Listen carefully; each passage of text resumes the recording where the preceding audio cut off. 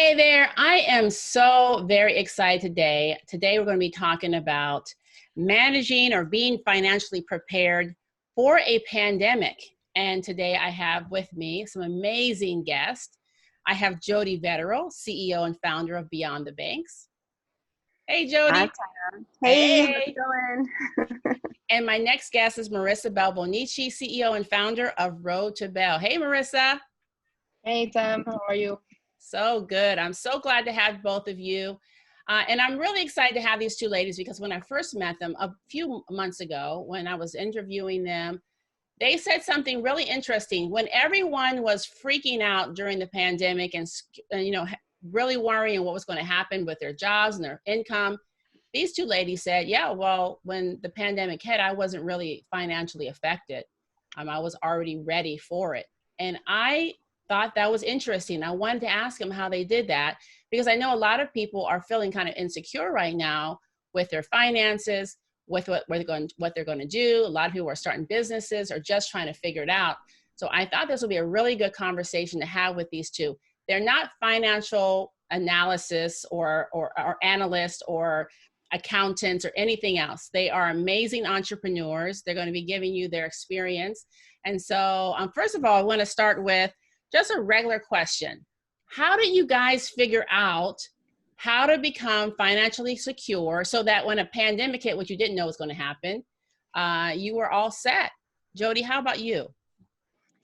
Well, for me, it really came down to something that I was already doing. I had already left corporate America, and how I was able to do that really came down to a spreadsheet. To be honest with you, I had kind of hit my limit with what I was able to tolerate during the time that I was in there. It was with stress and everything like that. I laid out a spreadsheet. I laid out all my assets. I laid out my cost of living. And I laid out what goals that I needed to achieve in order to be financially independent and be able to leave the job. And that was really the framework, because from that I could see very clearly with some restructuring, I could go out and build in some strategies to fill in those blanks to hit those goals, which I did. And that carried me through during these times when, hey, guess what? My husband got hit hard. He lost all his work, so having one of us in a situation where we're okay, really, took away that, having that extra financial stress on top of all the other stress about health and our parents and our kid and, that kind of thing. So it was a pretty, decent position to be in, for sure. Yeah, that definitely is. I mean, just think about it. It's just spreadsheet, simple math, a P&L, something that says, what's my expenses? How do I prepare for something? Not a lot of us want or take that time to prepare, pre-prepare. And we're going to dig into that a little bit because I know a lot of people, they said, well, maybe you have to have money first to do that. Maybe I have to be born into a situation like that to have that. So we're going to dig more into that, Jody, but I love that spreadsheet, figured out your expenses and your assets. How about you, Marissa? Well, for me, it's something it's literally a mindset that was instilled in me from my parents at a very young age. My dad had no education, and he always wanted to build something of his own. And I remember the days where he didn't even afford to buy me a bicycle. So he worked really hard. He's an entrepreneur. He made his own business, and he taught all of us that whenever we're making something, a part of that should be invested in a way that it gives return in the future. So from my very first job at age 16, he had sat me down and he told me, okay, this is your what you're earning. You enjoy what you're earning, but you also make something out of it. So from a young age, I was always investing, and I owned my own house by the time I was 22, and I bought my first business at 26. And this was all done because of basically the mindset that he put into me, that everything that I earn, I get to enjoy, but I also get to think for the future, because you never know what's going to happen. And thank God for that. Thank goodness. That's interesting because a lot of people aren't raised that way. They're not being taught that as a young person because their parents weren't taught that, quite frankly. So good for your dad for teaching you that, and you listening. That's the other thing, right? I tell you what, how I learned. I won't say that I could stop working, but I for sure wasn't worried about money. And that was because of what my dad had done. I had learned some time ago that through my parents' mistakes, my dad made a lot of money in the 80s. They had a home, but they had investments, but they didn't have a plan set up where if he wasn't working, he was a typical small business owner where it was you work and you make money. If you don't work, you don't make money, right? So it wasn't set up quite the way, like if you know anything about Rich Dad, Poor Dad, and you have the investment side of the, what do you call that, Jody? You're investing, The earning interest, that kind of thing. But That's then right. you also have the other streams and maybe some residual income. That's right. Multiple streams. Yeah. And so he didn't have it set up like that. So I learned that from him because when he got sick, then everything went down. So I started working really hard to figure out how can I have my money invested? How can I take some of the money that I'm earning and invest it? How can I use, as an entrepreneur, you start making more income, but then you have a tendency to just spend it. Why not invest that? Okay, so let's jump in. We have a bunch of questions. I know a lot of people have different experiences with money. And so Jody, I know you have a couple of them. Let's go ahead and jump into the first one. So for in terms of the Mandy's question about how do you create multiple streams of income? Yes. Yes, I love this question. As you know, Tam, you've got your side hustle book and your side hustle kind of mentality, and I'm of the same mindset because and a lot of that came from reading, you know, Robert Kiyosaki's books and being around those kind of people that do talk about the power of multiple streams of income. And that's such a great question from Mandy, because again, like just what you were talking about, it's great you have if you're a single stream income earner and that stream gets taken away, then there's nothing else, right? And that's what I was finding, like with my husband, he's like lost all his work. He works in sports broadcast. I mean, big stadium sports. I mean, that there's a lot of funny things about that right now, because, you know, there's not really like the contact sports and all that kind of stuff, and with COVID. So it's very, very challenging for him to kind of get his head around all that. But having the multiple streams, whether it's affiliate marketing, whether it's residual, like earning residual income from some sort of affiliate thing, whether it's, you know, also investing the right way. So you have, you know, some money being invested and you have earning some income from that maybe is really focused normally on wealth building. But if you need to fall back on that, and you can fall back on that. So yeah, there's multiple streams of income. If one income gets wiped out, then you have others. And hey, we are in an age where businesses, online education is at our fingertips.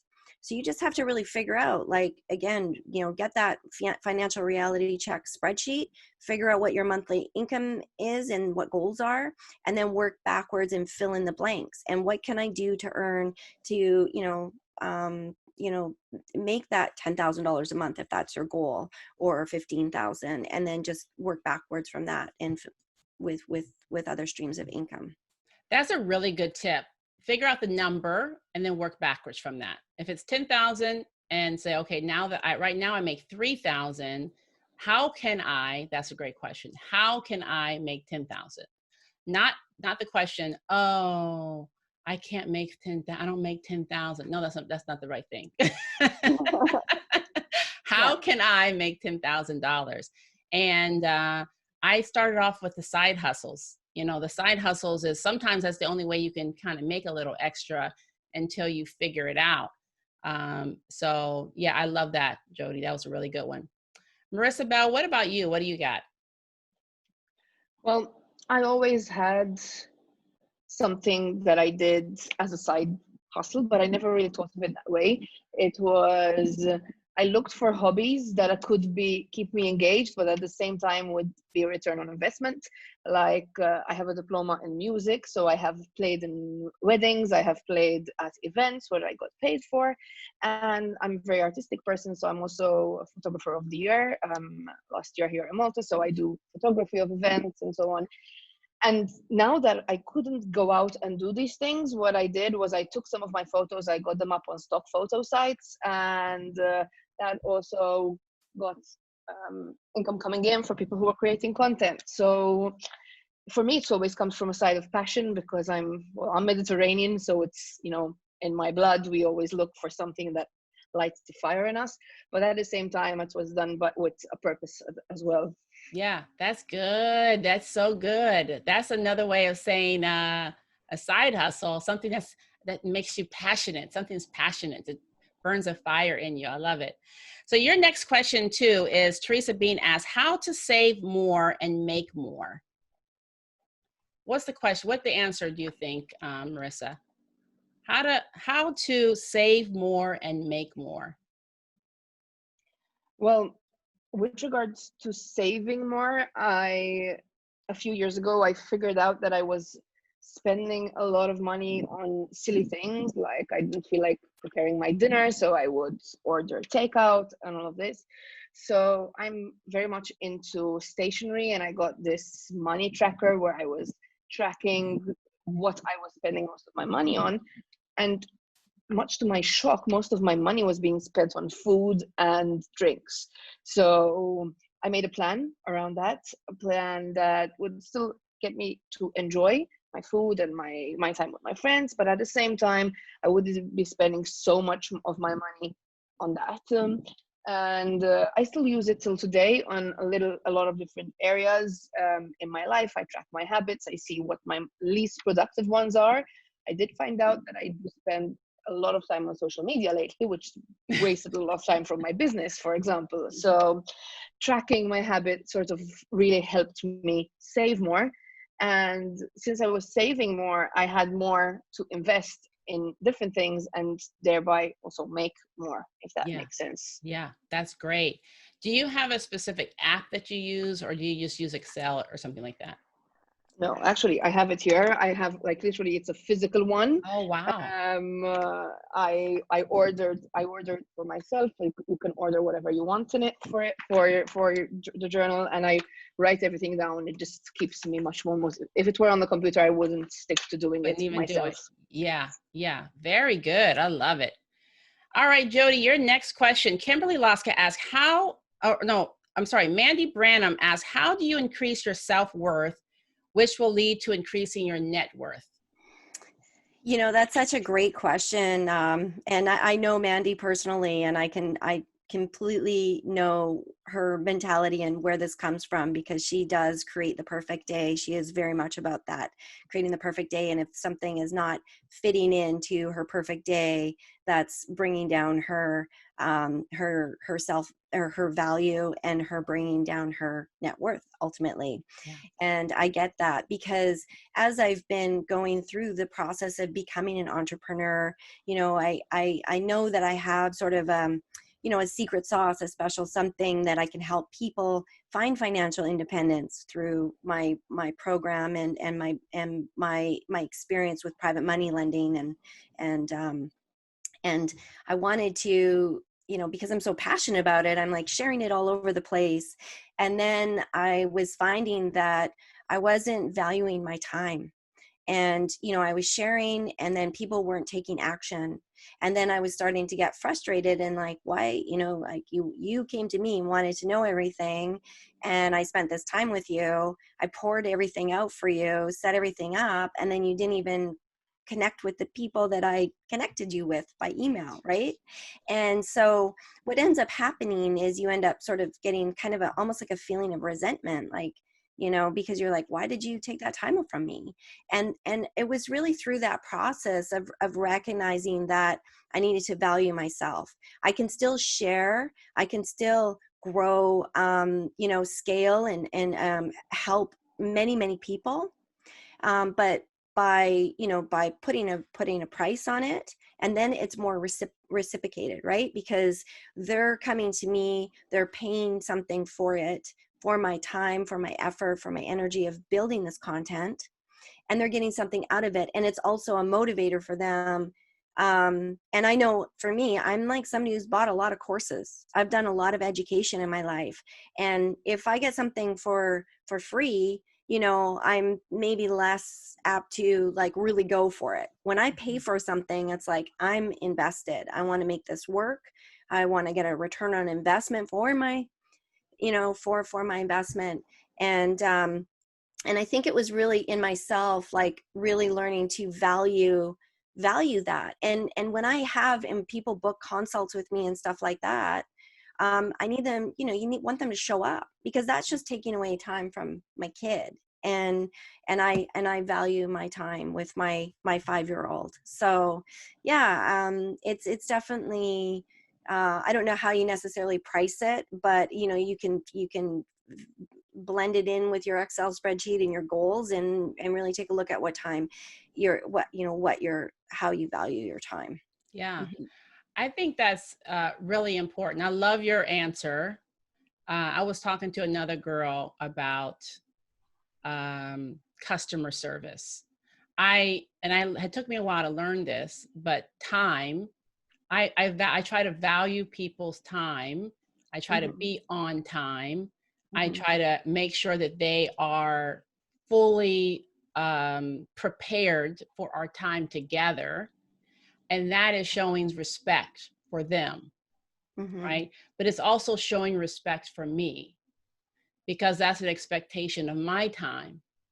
And if we realize that time is infinitely more important than money, then every moment of time that someone gives to me is a gift, right? And also mine as well. My time is a gift. So if we respect ourselves and our time, then you just add on to what Jody was saying, and increasing your net worth is just really how much do you value that time? How much is it worth to you? Because every second we can't get it back. Exactly. Yeah. Yeah, that's a very good point. Yeah. All right, Marissa, we got another question for you. So Kimberly Loska says, how do you develop webinars that go evergreen, that you put evergreen? And I know you have a little background in digital marketing as well. Yeah, I actually did a diploma when I was starting out my business, because I wanted to know how to grow it before I started working on it. And evergreen is literally something that is time resistant. So you would find your area of expertise. For example, in my case, I'm an expert in eating disorders, and you would think of your ideal customer and what objections that ideal customer is going to be coming up with. What is something that is always going to help this person?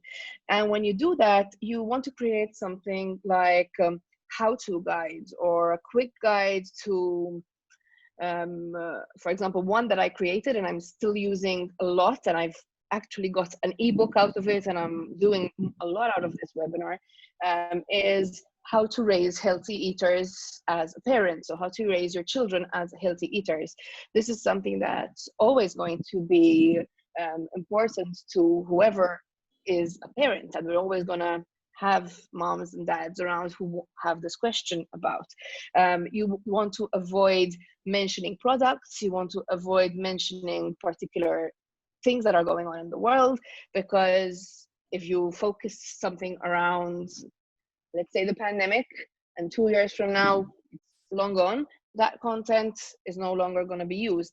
But you want to still create something that's going to be of high value. And you can do this in any area of expertise, whatever your niche is. I mean, if you're into creating videos, common ways that people need to create an impactful video and tackle these sort of questions. And this is something you can keep reusing, and you can actually extract information out of. And for example, like me, I created an ebook out of it, and it's now a side income out of this. So That's good. That's good. Yes, using your content and then creating evergreens content. Do you use a specific software that you like personally for making evergreen? Well, I do, before I start anything, I will do a lot of research in general, and I will write down the points that I want to cover. I'll use Canva to create any artwork that I need, and I will create a PowerPoint which I can refer to in the webinar if I need to, and I can create a short video in something like Magisto or Filmora, which are really easy to use. You don't need to have any knowledge in digital editing. I don't have any knowledge in editing videos, but you can create all of the stuff that you can even use to promote on social media and to use during the webinar. And then you can just literally just refer back to it for a lot of different things. Yeah. And do you use hosting on like is it called Everwebinar? What is it called? Do you have a specific one, you know?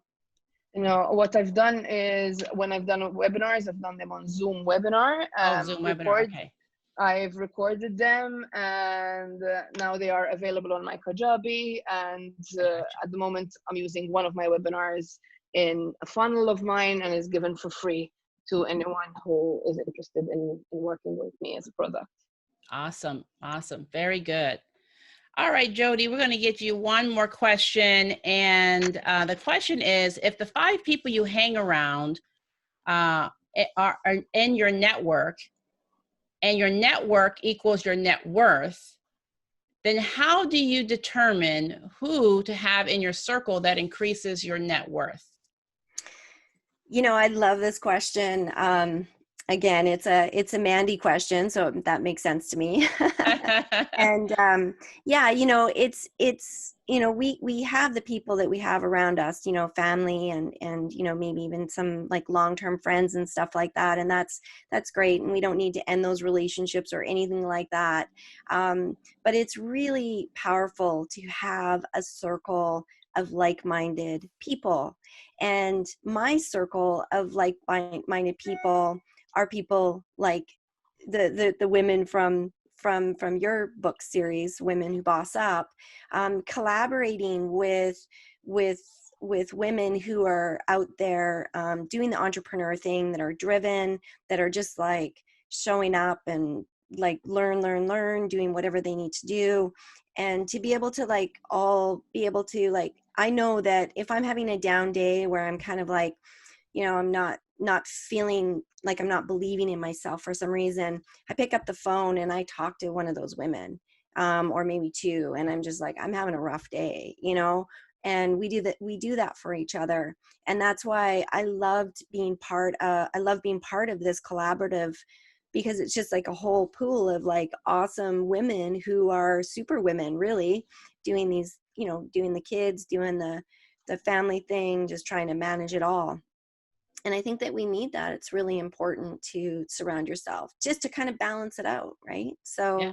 we love the people in our life, and it's not, you know, but it's also nice to have a kind of a mastermind group, mastermind circle, and that kind of thing. So Yeah, I totally agree. I totally agree.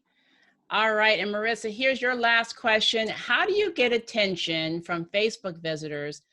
Who or when so many people are not hanging out on Facebook? So do you have a way of getting the attention of Facebook people? Well, yeah, there are things. There have been studies that have been carried out that show that a lot of people are hanging out on Facebook mostly when they're on the toilet. So that is when you want to engage someone in those 5-10 minutes that they are in the bathroom. And first of all, you need to optimize your own Facebook profile. So make sure you have a cover photo where your face shows so people can connect, have your bio up to date with all what you do and your qualifications. The featured pictures, they should include something about your work, something about some achievement of yours, with a picture with your friends and your family, so people can feel that they are relatable.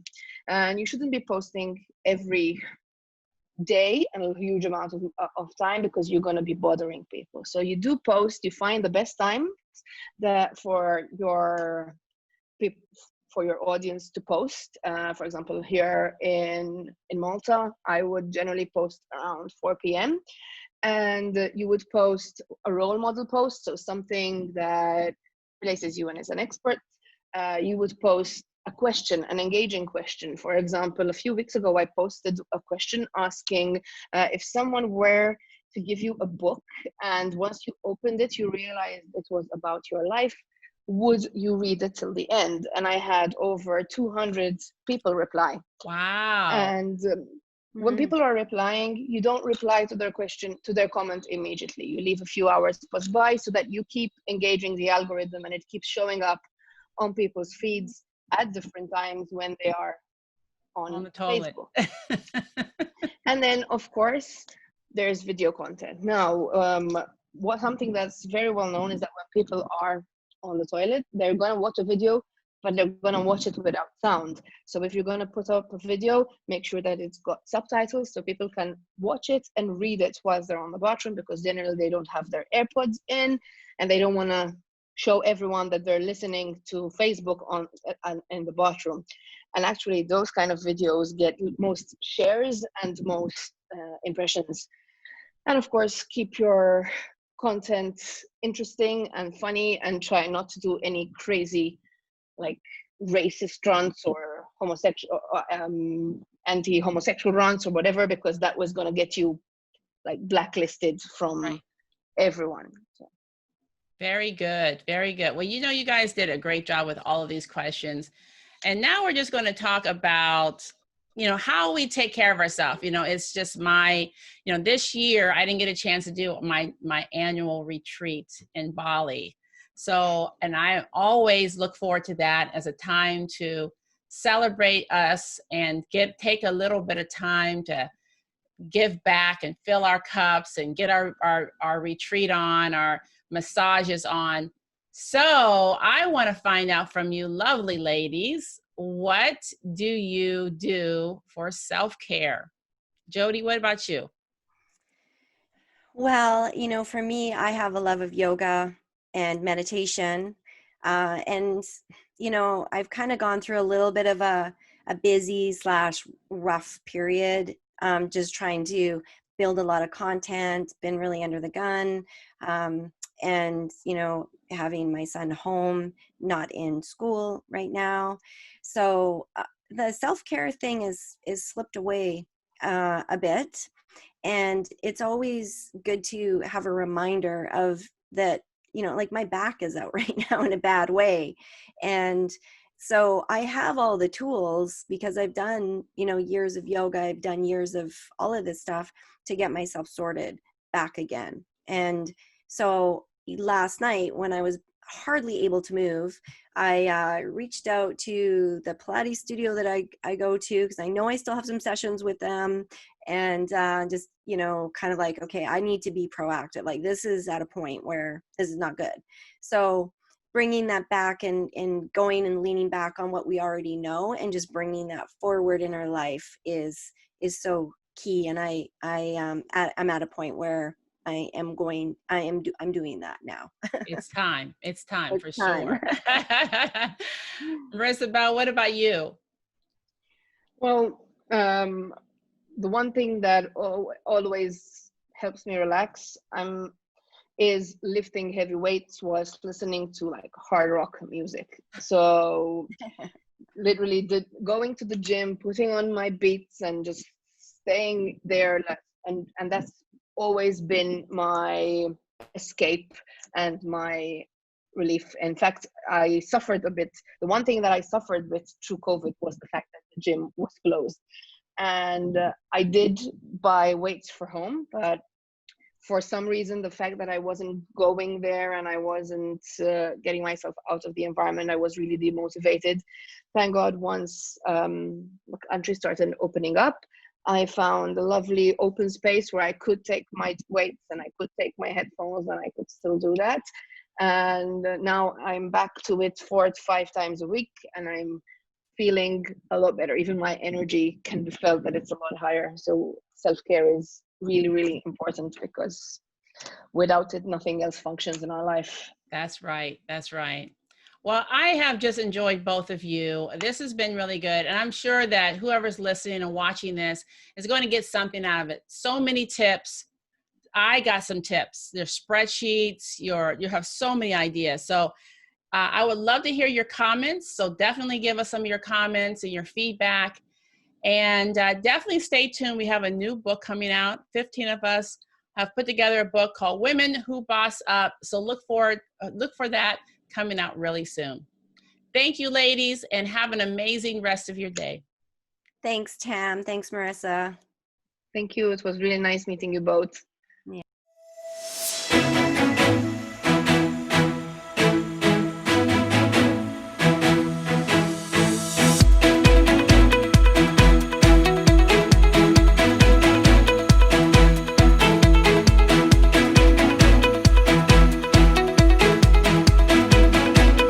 Changes that I've made recently that are working so well is I'm getting up at 5 in the morning.